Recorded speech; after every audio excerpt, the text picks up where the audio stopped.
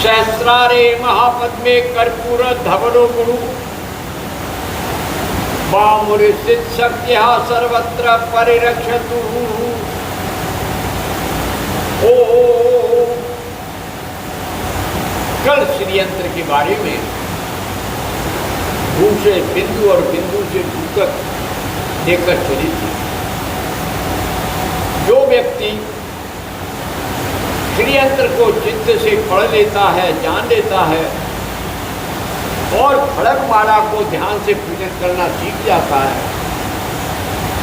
उस पर श्री विद्या कृपा करने लगती है। श्री विद्या में 5 महत्वपूर्ण चीजें हैं। नंबर 1, माँ ललिता त्रिपुर सुंदरी की खड़गमाला।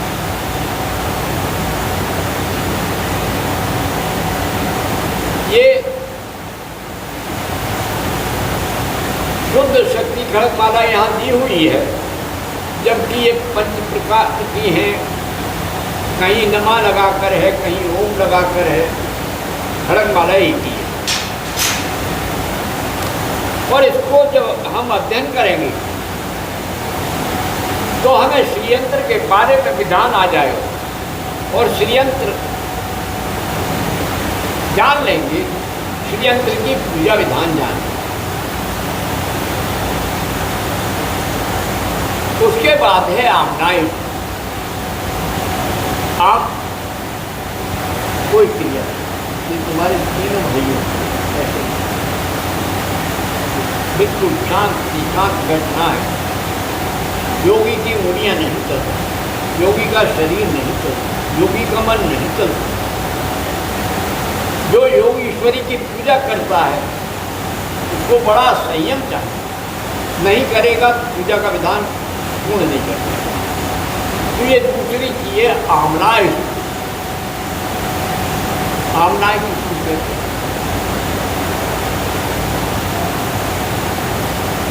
श्री विद्या के विभिन्न आमनाय। प्रत्येक आमनाय का अपना गुरु है, अपना शिव है, अपना हमारे भगवान शिव हैं। पूर्व मुख हैं, दक्षिण मुख हैं, पश्चिम मुख हैं, उत्तर मुख हैं, ईशान मुख है, ऊर्ध्व है, अध है। लेकिन कौन जानेगा? जब हम शिव के इन आमनायों को जान लेंगे तो गुरुओं के बारे में जान लेंगे कि किस आमनाय में कौन कौन सी शक्ति है, किसका कौन देवता है, कौन गुरु है, कौन मार्गदर्शक है। ये आमनाय परिवार है। आदि गुरु से लेकर अंत तक के गुरुओं को इसमें आवाहन किया जाता है। फिर भगवती के श्री ललिता त्रिपुर सुंदरी के सहस्राम 1000 ललिता से अनेक लोगों के हैं, लेकिन माँ के लिए जो माँ के द्वारा कहा हुआ नाम है, उनकी शिष्याओं के द्वारा वो प्रिय है। इसमें भूमिका है, आगे विवरण है, जब सीखेंगे तो आ जाएगा। एक एक मंत्र एक एक चक्र का विज्ञान देता है, शरीर के विभिन्न अंगों का विज्ञान देता है, हमारे भीतर क्या है इसका भेद देता है। जानने के लिए प्रयास करते हैं। महापुरुषों ने अमृत दिया है, हम अमृत पीना चाहते हैं नहीं चाहते हैं, ये हमारी अपनी विद्या है, हमारा अपनी आत्मा है। केवल व्यक्ति धन के लिए माँ के पास आता है, अलग अलग अपेक्षाओं से ईश्वर की आराधना करता है। अपेक्षा शून्य तो बहुत कम है जो आ जाते हैं, तो पा जाते हैं, नहीं आते हैं तो नहीं पाते।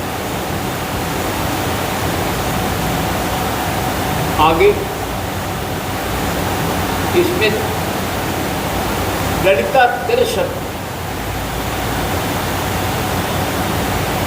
इस स्तोत्र का नाम सर्वपूर्तिकरी भी कहलाता है। ये संपूर्ण इच्छाओं को पूर्ण करता है। और जो पंचदशी विद्या है उसके 15 अक्षरों पर आधारित ये स्तोत्र है। एक एक अक्षर पर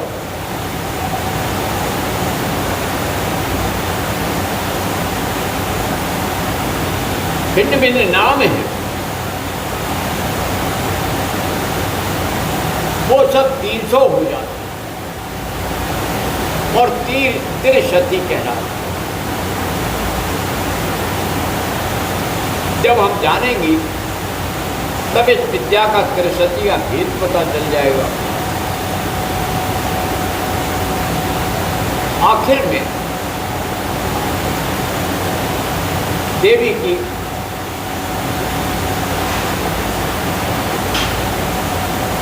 आत्मा है स्तव श्री त्रिपुरा स्तव।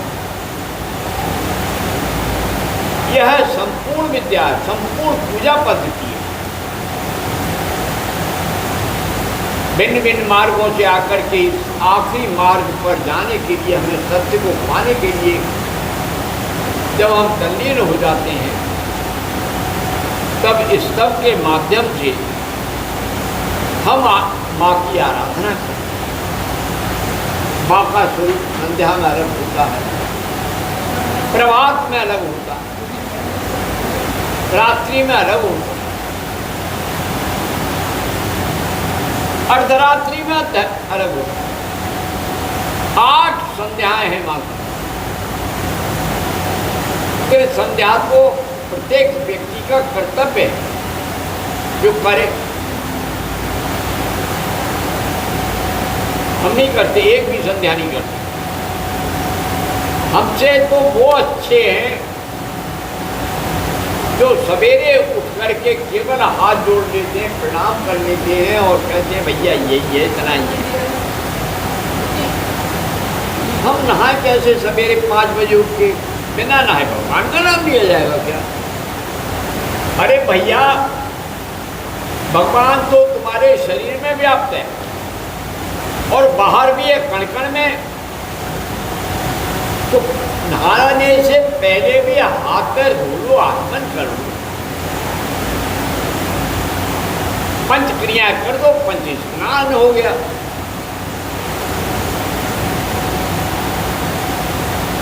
खाद्यम समर्पयामि नमः, अर्घ्यम समर्पयामि नमः, छींटे मार लो, स्नानम समर्पयामि नमः, आत्मनियम समर्पयामि नमः।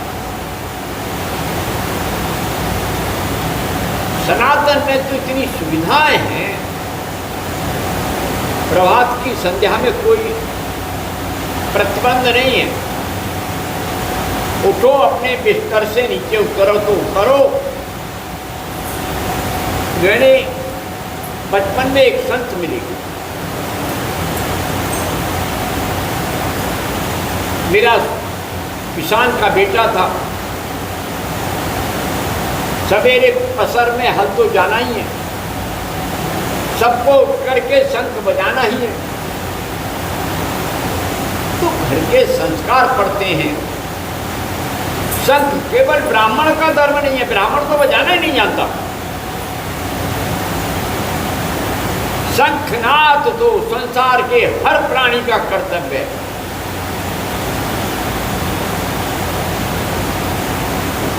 क्षण मानी शांति, ख मानी आकाश।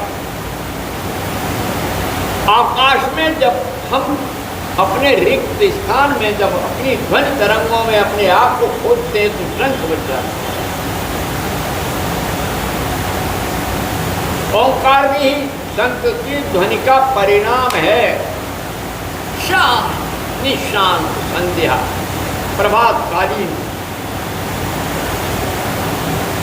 उसमें प्रभात उदय वाला होने वाला सूर्य का प्रकाश, उसी के साथ नाद चटक मटक गलियों की, पानी की, झरनों की, यानी कहाँ कहाँ से ध्वनि तरंगे आती हैं और आकाश से धरा पर आकर के हमको निर्मल करती हैं।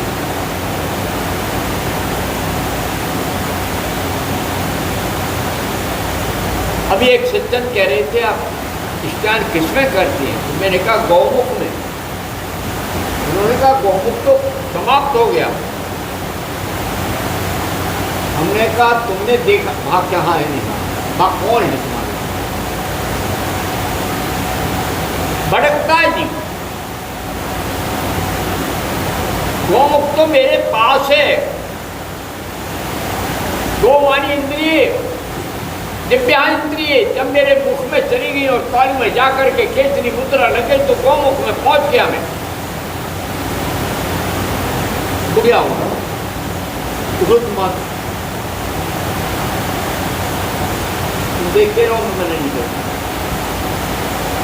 मोबाइल देखना चाहिए। दीदी बुला रही है, यहाँ क्या डिस्टर्ब कर रहे, बीच में डिस्टर्ब कर देंगे। रोक आए हैं, जाओ और रोक। तो जीवन में साधना में और अमृत प्राप्ति में कभी अपने आप को व्यवधान न डालो, न ग्रहण करो। सवेरे हम कहते हैं गाँव में पहुँच गए, गंगा जल का आगमन किया, मुख में ही वो है इंद्रिय है जिव्यांगी, और वो अमृत वर्षणी कहलाती है। वही जिव्या अमृत की वर्षा करती है पानी से। कैसा होता है अमृत? मीठी पानी बोलिया बोलिए, मीठी पानी बोलिए, अपना आपा खोय। ये आपा क्या है? ये अहंकार। मैं हूं, मैं आचार्य हूं, मैं योगी हूं, मैं ब्राह्मण हूं। अरे मैं तो इतना बहादुर हूं, मैं क्षत्रिय हूं। अलग अलग चार हल्दी गांठ बड़े पंसारी, हल्दी की गांठ हो गए और अरे मुझसे बड़ा धनवान तो कोई है ही नहीं। एक चुईया को हल्दी की गांठ मिल गई,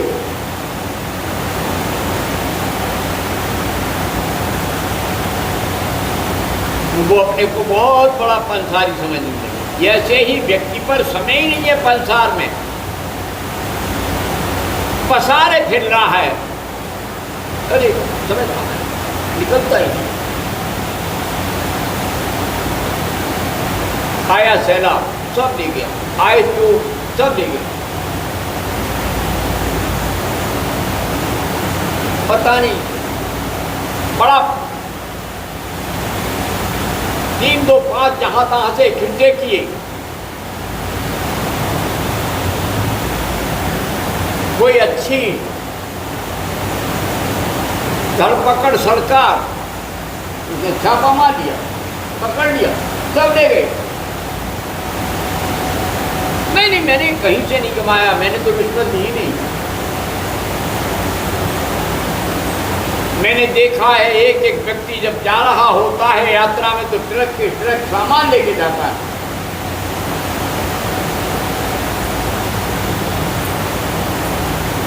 रास्ते में ट्रक में चोरी ही होगी। उनने मेरे इतने लाख का जेवर चला गया, तो इतने लाख का जेवर था तो चला गया, नहीं होता तो फांसी। तो हल्दी गांठ बने पंसारी जल्दी कर रहे हैं। यही है जीवन पद्धति, यही है मूर्खता। विश्वास ना होना, सत्य की परिभाषा न जानना, असत्य बोलना, मनुष्य के मन की चंचलता जहां है वहां नहीं रहता, काल में नहीं रहता।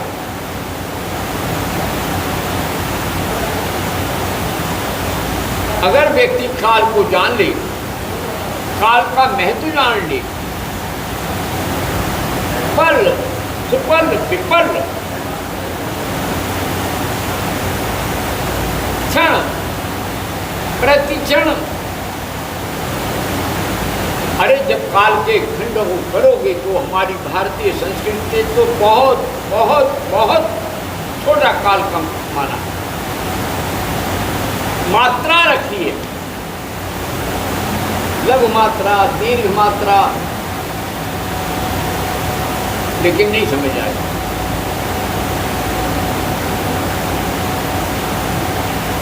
राम चरण में मन ही नहीं लगता, आत्म चरण में मन ही नहीं लगता, सत्य से दूर भागते हैं और असत्य बोलने में बड़ा आनंद आता है। और कितना जो असत्य बोलता है, ध्यान रखना, डोरी पर चढ़ते चढ़ते थोड़ा बहुत चढ़ेगा फिर गिर जाएगा, वो ठहर नहीं पाए। और जो सत्य के ओर बढ़ेगा, कर्म योगी, ज्ञान योगी, भक्तो योगी अलग अलग नहीं बचेगा, बल्कि भू भुव स्वा को एक साथ जोड़ करके ओम में से प्रस्फुटित भू भुव स्वा, इन तीनों को सवितु में देख करके, उस अखंड सूर्य में देखने के बाद उसका वर्ण कर लेगा अपने स्वरूप का, आत्मा। तो इस सारी सृष्टि का भृगो देवस्य, जो संसार का देवता बन जाएगा और धीमे ही बुद्धि में धारण कर लेगा अपनी चेतना को, तब गायत्री को जान पाएगा। सब ऊंची रख करके और नीची कर लेता है। अरे शरीर की गायत्री जान लो, तब ऊर्ध्वगामी शांति पाठ से गायत्री जान लो। अरे अपने तीन शरीरों को तो जान लो, स्थूल सूक्ष्म और कारण, तब आगे की यात्रा। ज्ञान जटिल है, उनमें भी विज्ञान जटिल है, और ब्रह्म विद्या तो सबसे जटिल है। तो जैसा गुरु मिले वो तुम्हारा संस्कार है, उसे आदर सहित स्वीकार करो। पुराने को छोड़कर अपमान मत करो। उसने भी आपको, जब घर में चचा ताई सब होते हैं, उंगली पकड़कर चलना और उठना सिखाते हैं। अगर हम उंगली पकड़ना ही नहीं सीखेंगे तो ना चलेंगे, ना उठेंगे, ना खड़े होंगे, और ना एक दिन इतने बड़े होंगे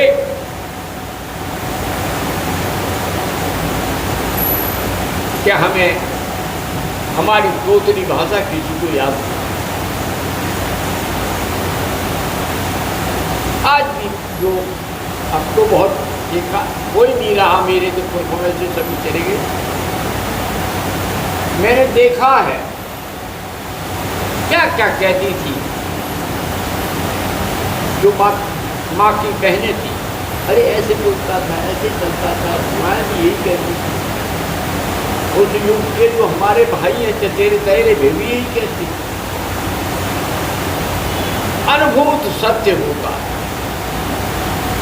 और वही इतिहास बनता है। ये जन्म का नहीं है, अनेक जन्मों का इतिहास है। कोई पुत्र है, कोई पुत्री है, कोई दाई है। इन रिश्तों का अपना महत्व। साधना करो, जीवन को सत्य पे ले जाओ। क्षण भर की वासना तुम्हें नरक के सागर में डाल करके फिर आगे बढ़ने में यात्रा पूर्ण नहीं होनी चाहिए। ओम शांति शांति शांति। जय माँ, जय भगवती, जय भगवती। ओम।